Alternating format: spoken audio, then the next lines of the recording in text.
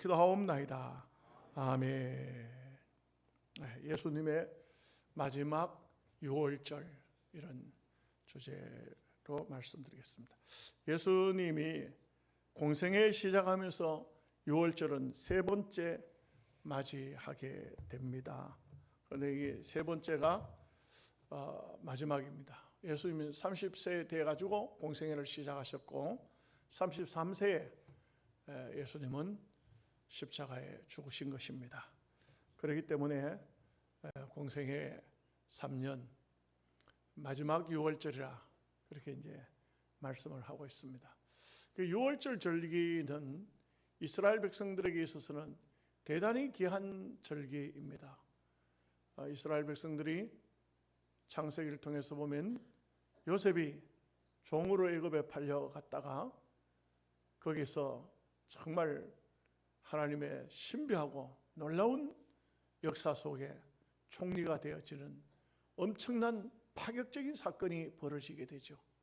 그러면서 야곱의 가솔들 70명이 다 애굽 땅으로 들어가게 되고 거기서 430년의 애굽의 삶을 살면서 어마어마한 민족으로 불어난 것입니다. 이게 참 인간적으로 생각하면 70명 들어가서 애굽에 다 섞여버리고 말 것 같은데 하나님의 백성은 그렇지 않습니다. 세상 속에 들어가면은 세상을 정복하는 겁니다. 세상을 이기는 겁니다. 결국은 애굽 사람들이 두려워할 정도로, 아니 바로의 임금이 무서워할 정도로 성장한 것입니다. 그래서 바로의 임금이 드디어 히브리 백성들을 피파하기 시작했고 남셋 성을 쌓고 이러면서 이 히브리 백성들은 도저히 견디기 어려운 고난을 당하면서 하나님께 부르짖어 기도하기 시작했습니다. 그 기도를 우리 하나님께서 출애굽기를 보면은 내가 그 기도를 들었고 너희들의 우환과 질고와 아픔을 보았다. 내가 이제 너희를 그 땅에서 구하여 내겠다. 이렇게 해서 모세를 아론과 함께 애굽 땅에 들여보냈죠. 그리고 바로 임금이 또 쉽게 항복을 안 합니다. 이스라엘 백성들을 잘 보내주지 않습니다. 10가지 재앙이 벌어졌는데 마지막 재앙은 이거는 엄청난 재앙입니다. 모든 장자가 다 죽는 재앙입니다. 이 사람뿐만 아니고 짐승까지도 다 죽는다 하니까 이거 짐승은 새끼를 한 마리 낳았을 것 같으면 거의 그 새끼는 다 죽는 거예요. 그냥 자기 어미가 살아있으면 그 새끼를 놓은 그놈까지도 다 죽는 거예요. 그게. 완전히 이거는 엄청난 그야말로 애굽에 역사 이래 없는 대재앙이 벌어진 겁니다. 하나님께서는 이 재앙 후에 바로가 항복을 하고 히브리 백성을 내놓을 것이다. 이렇게 이제 말씀을 하셨어요. 그래서 이 재앙이 마지막 벌어지는 그 밤에 하나님께서 모세에게 말씀하시기를 어린 양을 잡아서 문설주와 문인방에다가 양의 피를 바르라. 그리고 너희들은 허리에 띠를 띠고 양의 고기를 먹어라. 쓴 나물과 먹어라. 무교병 넣지 않은 누룩을 넣지 않은 무교병 떡과 함께 먹어라. 그리고 바로 임금의 명령이 떨어지거나 바로 출애굽하라. 그게 이렇게 해서 이 날이 바로 유월절이에요. 이스라엘 백성들에게 있어서는 절대로 잊을 수가 없는, 아니 잊혀질 수가 없는 날이에요.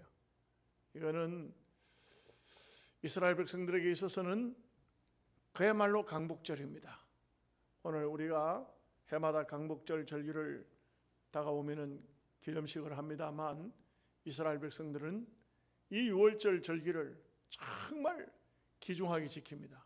예루살렘에 보통 사람이 한 10만 명 정도 살아요. 10만 명 사는데 유월절 절기가 오면은 예루살렘에 사람이 얼마나 모이느냐? 100만부터 시작해서 200만 명까지 모여요. 이거는 뭘 말해주고 있습니까? 12살 이상 된 남자들은 다 예루살렘에 올라오는 겁니다. 유대인이라는 히브리 백성이라는 그런 사람들은 다 올라오는 겁니다. 그냥 뭐 특별해서 몸을 움직이지 못하면은 못 오지만 외국에 있는 사람들까지 다 들어오는 거예요. 다 들어와가지고 이 유월절 절기를 지킨다 이거죠. 왜? 하나님께서 우리 민족에게 강복을 주신 이날, 진정한 해방을 주신 이날, 이것을 유월절 절기라 이렇게 이제 하는 겁니다. 예수님도 유월절 절기를 다 지키셨어요. 그래서 오늘 말씀에 유월절 절기를 지키는 말씀이에요.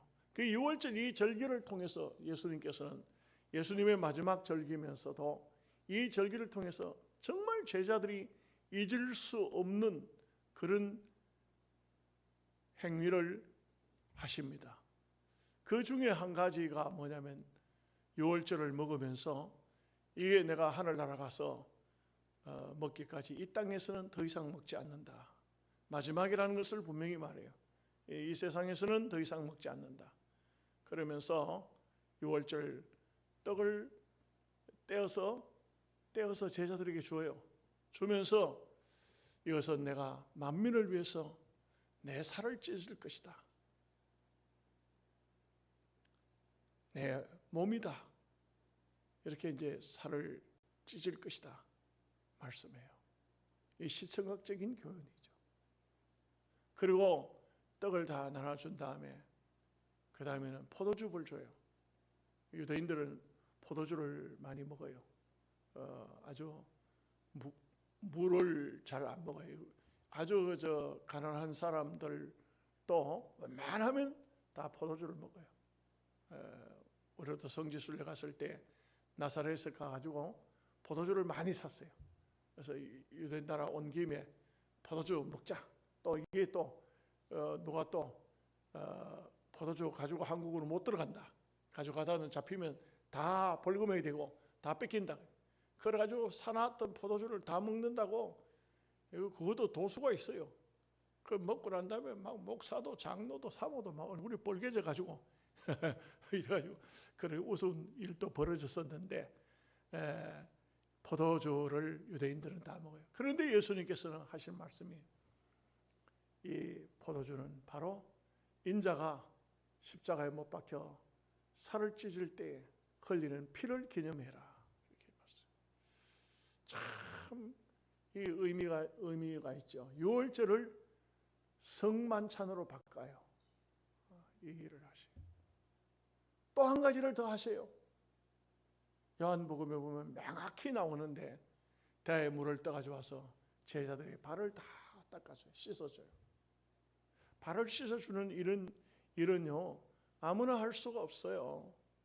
해지지를 않아요. 여러분 누구 남의 발 씻어 봤습니까? 저는 교정 선교를 하다가 교도소 죄수들 중에 모범수 두 사람의 발을 제가 씻겨주고 비누로 아주 정성껏 씻어주고 그 다음에 수건으로 발을 다 닦고 새로 사가지고 간 양말을 신겨줬어요.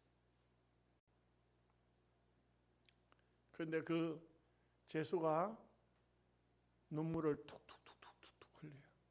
참 내가 잊을 수가 없어요. 이거 참 우리 주님께서 행하신 것을 흉내를 냈지만 그러나 참 내가 발을 씻어줄 때 그 사람이 하는 말이 목사님 안 됩니다. 내 발 못 씻습니다. 내가 당신의 발을 씻는 것이 이게 의미가 있다. 예수님께서 제자들이 발을 씻겨주시면서 너희도 이와 같이 하라 해서 나도 당신 발을 씻는 것이다.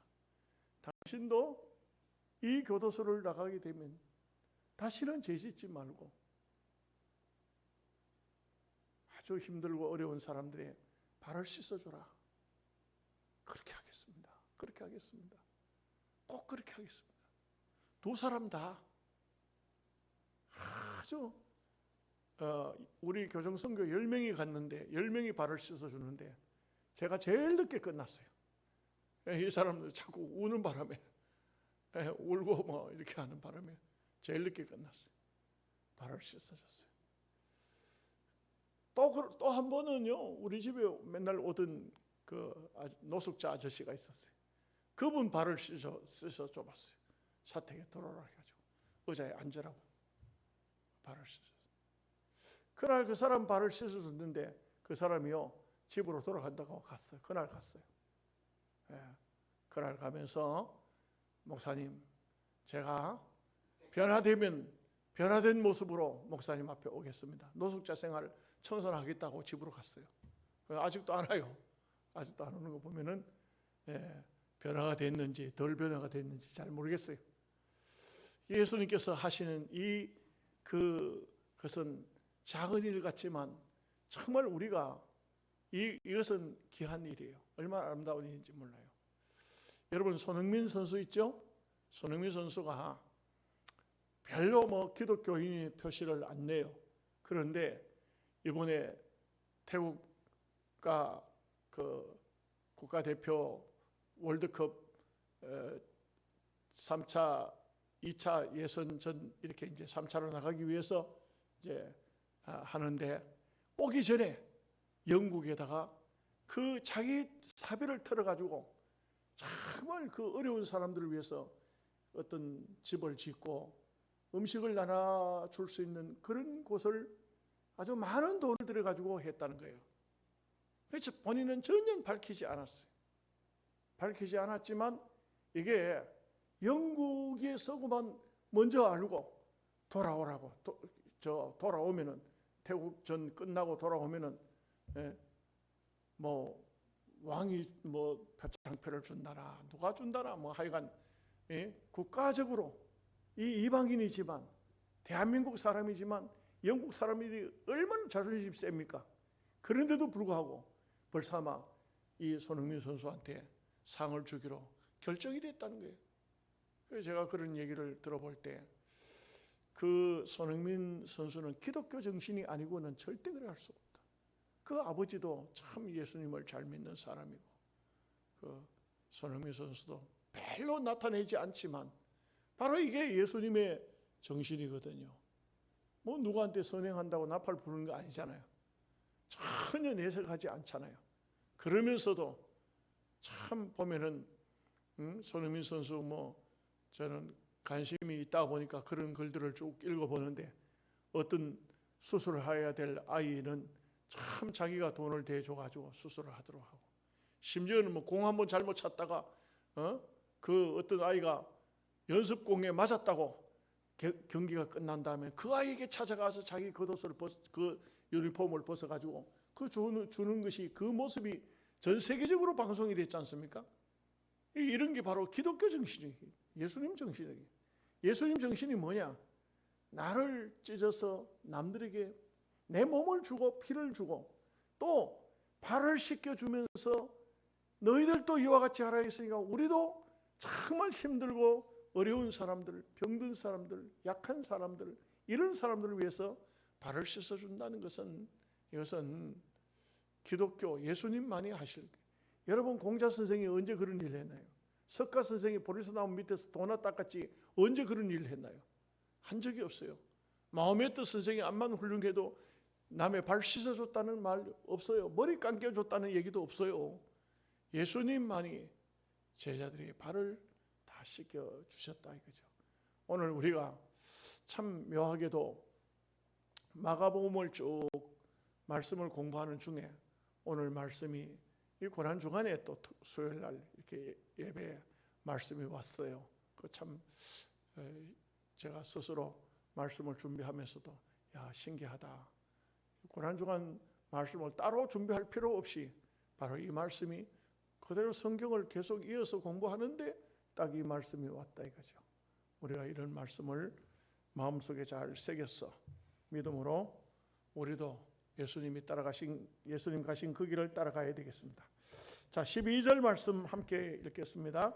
무교절의 첫날 곧 유월절 양 잡는 날에 제자들이 예수께 여짜오되 우리가 어디로 가서 예수님께서 유월절 음식을 잡수시게 준비하기를 원하시나이까 하매 했습니다. 그 유대인들은 유월절은 언제부터 시작이 되느냐 하면 원래 계산적으로 따지면 목요일 날 저녁부터 금요일 날 저녁까지예요. 24시간이 아침부터가 아니고 저녁부터예요. 성경이 보면은 저녁이 되고 아침이 되면 이는 첫째 날이라 이렇게 말하셔야 돼요. 유대인들은요, 보면 하루를 쓸 때 우리는 하루 아침부터죠. 뭐 오전 6시 혹은 뭐 좀 더 빠른 사람 5시, 더 새벽 기도하는 사람 4시부터가 하루를 시작하죠. 유대인들은 그렇지 않아요. 저녁에 해가 지기 시작하면 하루가 시작이 돼요. 이게 저녁이 시작되는데 이게 6월절 날이니까 목요일 날 낮 시간에 양을 잡아야 돼요. 그래야 저녁부터 그 다음 날 금요일까지 온전히 6월절이 되는 거예요. 6월절은 하루밖에 안 지켜요. 다른 뭐 오순절, 장막절 이런 절기, 맥추절 이런 절기는 일주일씩 지키지만 이 6월절은 딱 하루예요. 딱 하루인데 바로 이 날은 우리로 따지면 목요일 날 저녁에 시작해가지고 금요일 날 온전히 하루가 돌아서 금요일 날 저녁까지 올 때까지가 6월절이라 이거죠. 그때 양을 잡는다 이거죠. 그런데 이 앞서 제가 말씀드린 것처럼 예루살렘에 한 10만 명 살고 있을 때는 어디든지 가서 방을 빌릴 수가 있죠. 근데 100만 명이 된다 하면 방을 빌리는 일은, 남의 집 방을 빌리는 일은 쉽지가 않아요. 여러분, 우리가 예수님 탄생에 대한, 성탄절에 대한 얘기를 할 때는 예수님이 구유에서 나셨다. 그래서 뭐 말구유라고 말하기도 하는데 양구유일 수도 있고 소구유일 수도 있고 구유는 여러 구유가 있습니다. 뭐 물론 주로 구유가 말구유가 많겠죠. 그러다 보니 말구유를 하는데 구유에서 예수님 탄생하셨는데 왜 그러냐? 가이사 아구스토라는 황제가 모든 사람 자기 고향 가서 호적하라 이렇게 했는데, 그렇게 명령을 내리는데 호적하러 이 마리아가 임신을 한 상태에서 고향으로 오다 보니까 굉장히 거리가 멀고 늦잖아요. 그 가난한 부부가 무슨 말을 타고 올 수 있나요? 마차를 타고 올 수 있나요? 없잖아요. 그러니까 그 가난한 부부가 걸어서 오다 보니까 나사렛까지 오니까 모든 여관이란 여관은 다 차버렸거든.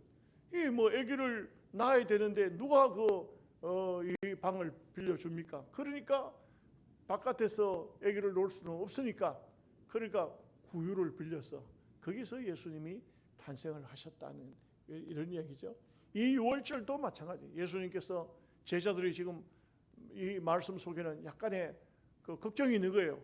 유월절 양을 잡아야 되겠는데 어디 가서 양을 잡는, 길거리에서 바깥에서 양을 잡아가지고 이렇게 유월절 먹을 수는 없지 않느냐 이거죠. 예수님과 함께 이 아주 거룩한 성예식을 치러야 되는데, 그래서 물은 거예요.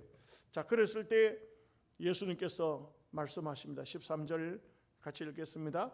예수께서 제자 중에 둘을 보내시며 이르시되 성내로 들어가라. 그리하면 물 한 동이를 가지고 가는 사람을 만나리니 그를 따라갔어.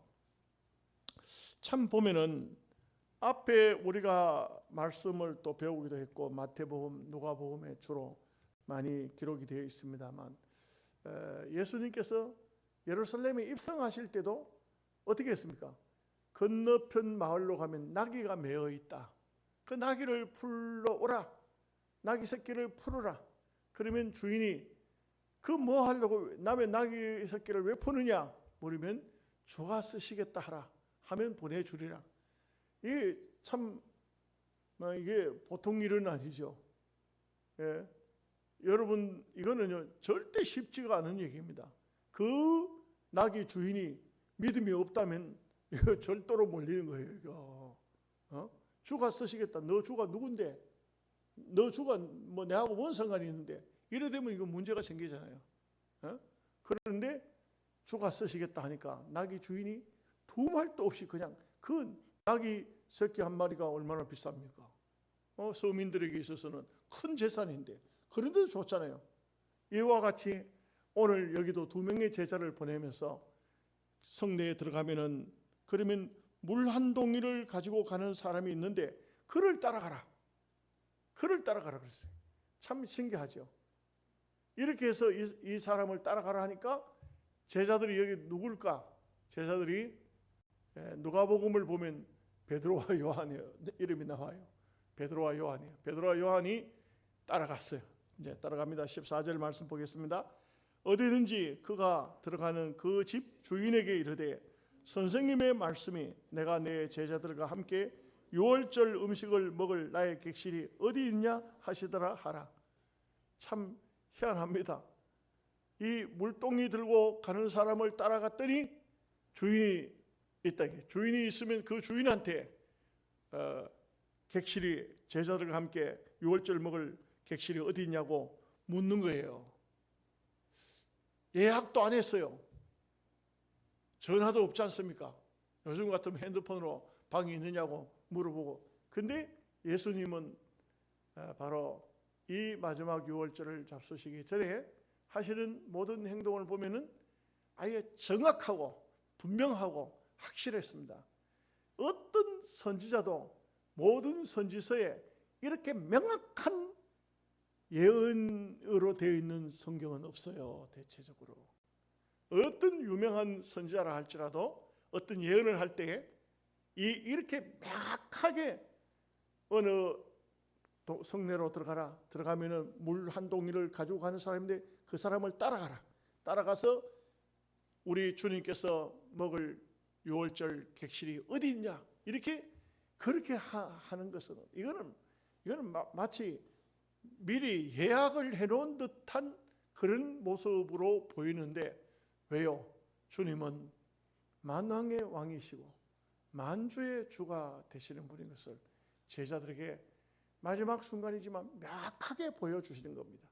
이건 뭐 예수님과 제자들이 함께 같이 있었잖아요. 어디에 있었습니까? 지난 시간 어디에 있었다 했습니까? 시몬의 집에서 식사하실 때 한 여인이 와서 향유를 부은 사건이잖아요. 지난 주일 날 우리 중고등부 찬양의 밤 하는 바람에 그 설교를 많이 못했습니다만 이렇게 딱 부분적으로만 서론적으로만 말씀했습니다만 그게 바로 베다니 시몬의 집이에요. 베다니 시몬이 누구냐? 막달라 마리아의 남편이다 하는 것이 거의 학자들의 추론이에요.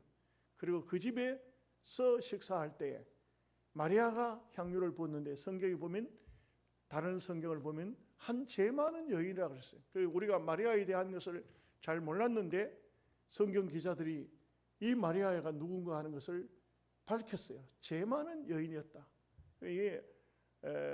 이 마리아의 시몬의 집에서는 이것은 큰 경사가 2번 있었어요. 어떤 게 있었냐?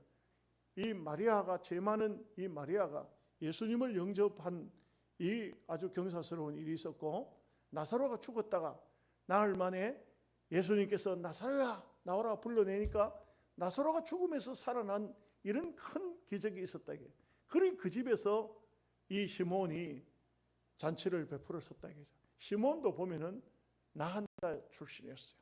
그러니까 이게 보면은 그 가정이 인간적으로 보면 굉장히 불행한 가정이에요. 남편은 나한 자, 또 부인은 죄 많은 여인, 또 그 오라비는 죽었다가 살아난 이런 그런 가정이었지만 예수님께서는 그 가정을 또 자주 가셨어요. 왜요? 부자들이 예수님을 영접하지 않아요. 대체적으로. 오늘날 또 예수 믿는 사람들은요, 건세가 있고 상당한 지위에 있고 이런 사람들을 잘 안 믿어요. 거의 잘 안 믿어요. 그런 사람이 막 완전 착 망하죠? 막 재산 다 날아가죠? 건자에서 쫓겨나죠? 그러면 예수 믿는 사람들이 생겨 또 보면. 이게 보면 묘한 게요. 예수님은 가난한 자들의 친구가 되시는 이런 모습을 우리가 흔히 말씀을 통해서 볼 수가 있어요. 그런데 이 얼마나 명확하게 예언이 이 어떤 선지자도 이런 예언은 없어요. 정확하고 마치 아주 예수님께서 거기까지 다 보고 계시는 듯이 그 집이 다락이 비어 있는 것이 다 보고 계시는 듯이 이렇게 하고 있어요. 이렇게 대체적으로 또 어떤 사람들은 그 다락방이 마가의 다락방이 아니냐, 마가의 다락방이 아니다는 것이 명확해요. 마가의 다락방 같으면 만찬 마가의 다락방에 가지 이렇게 했을 텐데 여기는 물 한 동이 가져가는 사람을 따라가서 그 주인에게 내 주님께서 만찬을 잡수실 장소를 이렇게 얘기한 것을 보면은 마가의 다락방이 아니다. 15절 말씀 보겠습니다. 그리하면 자리를 펴고 준비한 큰 다락방을 보이리니 거기서 우리를 위하여 준비하라 하시니 16절을 봅니다. 제자들이 나가 성내로 들어가서 예수께서 하시던 말씀대로 만나 유월절 음식을 준비하니라. 참 이 예수님께서 하신 말씀대로 그대로 제자들이 잘 유월절 만찬을 준비한 것을 볼 수가 있습니다. 자, 17절 18절 말씀 보겠습니다. 저물매 12를 데리시고 가서 다 앉아 먹을 때에 예수께서 이르시되 내가 진실로 너희에게 이르노니 너희 중에 한 사람이 곧 나와 함께 먹는 자가 나를 팔리라 하신대. 참 보면은 이런 참 예수님의 마지막 유월절, 정말 예수님도 마음이 착잡하시겠죠. 제자들도 예수님께서 마지막 유월절이라고 말씀하실 때에 제자들 마음도 참 굉장히 왜 예수님께서 이렇게 마지막 유월절이라고 이렇게 말씀을 하실까, 이런 참 마음이 무거웠을 것입니다. 근데 예수님께서 더욱 더 무거운 말씀을 하십니다. 이 음식을 잡수해 주는 게 하실 말씀이 나와 함께 먹는 자 중에 한 사람이 나를 팔게 되겠다. 예수님을 팔아먹는다. 참 이 얼마나 기가 막힌 얘기입니까? 그죠? 근데 여러분 실제 보면 오늘날 와서 이렇게 보면은 가룟 유다가 역사 속에 한 번만 나타나고 만 것이 아니에요. 교회의 재산은 다 하나님의 것이에요. 다 예수님이, 이 교회는 예수님의 몸입니다. 근데 오늘날 보면은 참 겁나는 사람들 얼마나 많은지 몰라요. 교회의 재산을 사기에 먹는 사람들 다 가룟 유다의 사촌들이에요. 사촌 오촌들이에요. 하나님의 것을 먹어버리면 안 돼요. 어떤 경우라도. 그래서 우리는 이런 말씀을 볼 때 두려움을 느낄 줄 알아야 돼요. 예수님께서 나는 예언된 대로 가지만 나를 파는 그 사람은 차라리 안 났더라면, 태어나지 않았더라면 좋을 뻔했다.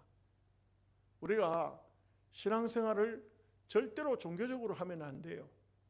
어떤 경우라도 물질의 눈이 어두워가지고 하나님의 것을 먹어버리는 그런 일을 하면 안 돼요. 네. 참 여러분 사람이요 제일 믿을 수 없는 게 뭔지 아십니까? 제일 믿을 수 없는 게 뭐냐? 자기 자신. 여러분을 믿습니까? 자기를 믿으면 안 돼요. 그 고난주간이다 보니까 제가 이찬수 목사님의 고난주간 종료주일 설교했던 것을 들어봤어요. 이찬수 목사님 우리 한국의 젊은이들이 굉장히 좋아하지요. 많은 분들이 그 교회에 참석하잖아요. 근데 이제 어떤 설교를 했냐면은 나를 따라오려거든 자기를 부인하고 자기 십자가를 지고 나를 쫓을 것이니라. 이제 이 말씀을 해요. 근데 이찬수 목사님이 사람이 뭐 솔직해서 그런지 모르겠지만 뭐 제가 볼 때는 좀 너무 오픈한다.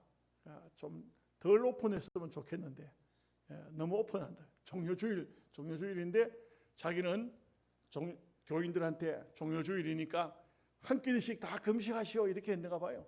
아침을 하든 점심을 하든 저녁을 하든 한 끼니 다 금식하라 했더니 이제 이찬수 목사님도 자기도 이제 금식을 해야 되는데 설교를 해야 되니까 아침밥은 안 먹고 설교를 하려고 하기에 너무 힘들 것 같아요. 아침밥을 먹고 또 점심도 먹고 저녁은 이제 집에 가서 이제 안 먹고 이제 자면 되겠다 싶었는데 근데 아침 점심을 다 먹고 저녁에 집에 갔더니 자녀들이 쫄면을 해가지고 파랗게 묻혀가지고 식탁에 둘러앉아서 먹는데 그거 보는 순간 너무 먹고 싶더라 이게요. 그래가지고 야 나 한 젓가락만 먹자. 그런데 한 젓가락만 먹는다는 게 한 그릇을 다 먹어버렸다. 그러니까 그 딸이 하는 말이, 아빠는 저녁을 금식한다고 교회에서 선언을 해놓고는 어떻게 더 맛있게 먹네? 그리고 자녀들이 웃었는데 마음에 콱 찔림을 받아서 양심적으로 고백하지 않을 수 없다.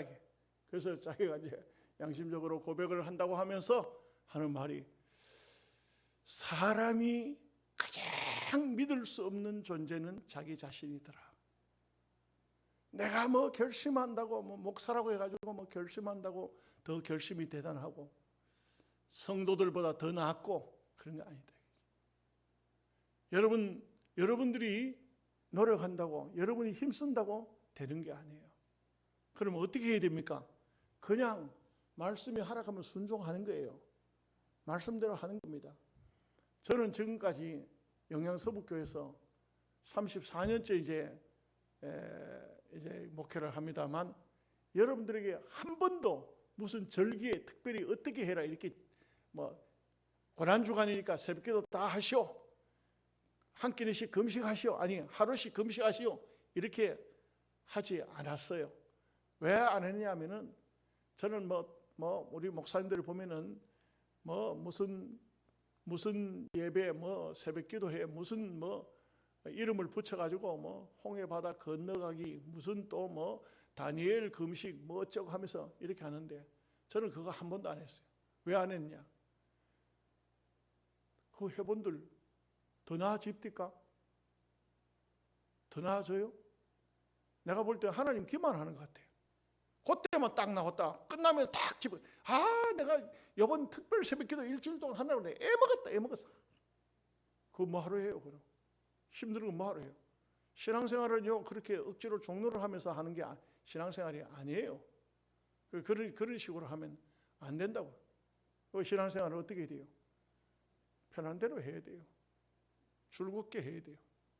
그런데 그것이 지나치면은 하나님 앞에 아름다움이 못 돼요. 그렇기 때문에 여러분들 스스로 뭘 하려고 하지 마세요. 말씀대로 그냥 순종해요. 말씀이 가라 하면 가고, 말씀이 서라 하면 서고, 성령께서 여러분의 마음속에 감동을 주거든 금식도 하고, 감동을 주거든 철화도 하고, 감동을 주거든 하나님 앞에 눈물도 흘리고, 감동을 주거든 찬양도 하고, 이렇게 해야 되지, 억지로 그렇게 할 필요 없어요. 그거는 그렇게 하면 하나님을 좀 기만하는 것 같아요. 왜? 나도 기분 나쁜데 하나님 얼마나 기분 나쁘겠어요. 예? 목사도 목회해 보면은 참 믿음으로 안 사는 사람 보면 속상하거든요. 근데 하나님은 얼마나 속상하겠어요. 예, 믿음이 성장하는 만큼 하시면 되지. 여러분 믿음만큼 하시기를 바랍니다. 예, 아멘을 안 하는 거 보니까 아무것도 안 하는 것이 은혜가 되는 것 같아요. 예, 우리가 참 믿음의 삶을 산다는 거, 이게 대단히 소중합니다. 소중한데 여러분 말씀으로 걸어가야 됩니다. 자, 이제 마지막 부분을 한번 보시죠. 19절 말씀부터 21절 말씀까지 읽겠습니다. 그들이 근심하며 하나씩 나는 아니지요 하고 말하기를 시작하니, 그들에게 이르시되 12 중에 하나 곧 나와 함께 그릇에 손을 넣는 자니라. 인자는 자기에 대하여 기록된 대로 가거니와 인자를 파는 그 사람에게는 화가 있으리로다. 그 사람은 차라리 나지 아니하였더라면 자기에게 좋을 뻔하였느니라 하시니라. 여러분, 우리가 알아야 되는 게, 분명히 알아야 되는 게 있습니다. 이거는 절대 여러분 꼭 기억해야 됩니다. 우리가요, 선을 행하고 악을 행하고 이게 정해져 있지 않습니다. 자기에게 있습니다. 자기에게 있습니다. 그런데 내 힘으로 안 되잖아요. 그렇기 때문에 반드시 하나님을 의지하고 하나님을 통해서 믿음으로 이겨야 돼요. 그런데 여러분 보십시오. 조그마한 작은 일을 무시하고 덮어두면 계속해서 큰 잘못까지, 큰 실수까지, 큰 허물까지 그냥 지나쳐요. 이런 것도 용납하면 안 돼요. 요만한 것도 용납하면 안 돼요. 작은 것도 다 해결해야 돼요. 회개하지 않으면 안 돼요. 그러면 결국은 결론은 어디까지 오느냐? 제가 심하게 말씀드립니다. 가룟 유다가 될 수도 있어요. 겉모양은 얼마나 대단한지 몰라요. 가룟 유다가. 왜 대단한지 아세요? 예수님께서 요한복음을 보면 명확히 말해요. 유다가 내니까 네가 말하였도다. 예수님께서 명확하게 말씀해요. 네가 말했느냐. 그런데도 베드로가 성격이 얼마나 급하고 좀 이렇게 가격합니까? 가룟 유다가 평상시에부터 예수님 팔아먹을 기미가 보였을 것 같으면 그때 예수님께 주님 접니까? 하고 물었을 때 예수님께서 그래 니다 이렇게 말씀하면 베드로가 당장 쫓아가서 맥살 치고 한방 이놈 자식 네가 예수님을 팔아먹으려고 네 누구 만나고 다녀 요즘에 네 무슨 짓 하고 있는 거야 지금 할 텐데 그렇죠? 할 텐데 성경에 그런 말을 베드로가 전혀 하지 않아요. 심지어 예수님께서 가룟 유다를 보고 말씀해요. 네가 하고자 하는 일을 속히 하라. 네가 날 팔아먹으려고 하는데 속히 해라 그래요. 그런데 여러분 성경을 보십시오. 그 말을 듣고 가룟 유다가 그 떡 먹던 자리에서 나가요. 성경에 보니까 유다가 그 자리를 나가니 밤이더라. 이 인생에 종쳤던 거예요. 여러분 이 죄는요 절대 용납하면 안 돼요. 절대로 용납하면 안 되고 그리고 자꾸 덮으려고 하면 안 돼요. 그냥 대충 넘어가면 안 된다고요. 그러면 점점 죄를 키우면 회개치 않으면 가룟 유다처럼 되고 말아요.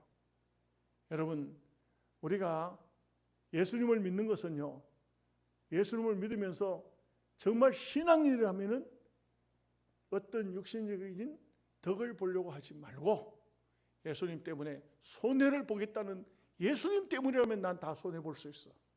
예수님 때문이라면 난 어떤 것도 아까우지 않아. 다 내놓을 수 있어. 내 전 재산도 내놓을 수 있어. 예수님 때문이라면 난 오늘 또 손해볼 거야. 오늘 예수님 때문이라면 내가 억울한 일을 당했지만 나 참을 거야. 이렇게 돼야 되지. 아이고 내가 오늘 예수 믿다가 괜히 그 예수 믿다가 손해 엄청 봤네. 아니 내가 예수 믿었기 때문에 아이고 내가 저거 한 방이면 그냥 갈길 수 있는데 그냥 내가 속이 불불 끓어오르는데 내가 참았네. 여러분 예수님 때문에 우리는 신앙생활에 있어서 세상 사람은 더 이상 말할 거 없고요. 예수 믿는 성도라면 우리는요 예수님 때문에 덕볼 생각은 그거는 하나님께 있는 것이고 하나님이 주시면 받는 것이고 복 주시면 받는 것이죠. 복 주면 다 받아요. 그렇지만 우리는 신앙이 좀 성장한 사람이라면 덕 보려고 하는 하나님 자꾸 하나님께 뭘 그렇게 구하지 말고 하나님 위해서 내가 하나님을 위해서 뭐든지 희생할 수 있다 이런 마음 자세를 가져야 돼요. 이 가룟 유다는 이 참 예수님의 6월절 만찬 잡수시면서 그 자리에서 예수님께서 말씀하셨다는 것은 예수님의 마음이 얼마나 아프셨겠어요. 그래도 이 제자의 마음을 끝까지 그래도 그 유다의 자존심을 지켜줍니다. 유다는요 얼마나 자기를 포장을 많이 했으면 제자들이 아무도 몰라요. 요한복음에 보면요 이렇게 말하죠. 네가 하고자 하는 일을 하라 하니까 제자들이 모두가 하는 말이 예수님께서 6월절에 무슨 누구를 구제하라 하나 뭘 하라 하나 가룟 유다가 예수님을 팔 거라고는 꿈에도 생각 안 해요. 꿈에도 생각지 않았어요. 만약에 가룟 유다가 예수님을 팔려고 하는 그런 마음을 가진 것이 명확한 것이 밖으로 드러났을 것 같으면 베드로한테 맞아 죽었을 거예요. 베드로가 그냥 있겠어요? 그런데 이만큼 자기를 감춘 그런 사람이 되고 말았어요. 얼마나 외식적이고 얼마나 가식적이고 얼마나 겉모양만 하려 했느냐 이거죠. 자 오늘 말씀은 끝났어요. 이 말씀을 붙잡고 우리 한번 2, 3분간 통성으로 한번 기도하겠습니다. 하나님 이 고난주간 예수님께서 잡수신 마지막 6월절을 통해서 나도 말씀대로 살아갈 수 있는, 나를 믿지 말고 말씀대로 살아갈 수 있는 신앙인 되게 해달라고, 나를 외식적으로 껍데기만 신앙인 되지 않도록 주님 나를 도와달라고 함께 우리가 통성으로 기도하고, 크게 안 해도 작게라도 주여 3번을 부르고, 그렇게 우리가 이 주여 3번은 대한민국의 특허입니다. 외국에는 없어요. 한국 사람들이 다 합니다. 주여 3번 부르고 함께 기도하겠습니다. 주여, 주여, 주여. 전능하신 아버지 하나님, 오늘도 우리가 주의 말씀을 통하여서 예수님의 마지막 6월절 말씀을 통하여 우리가 새로운 깨달음을 얻게 하여 주신 아버지 앞에 감사를 드리고 또 감사를 드립니다. 우리를 무엇이간데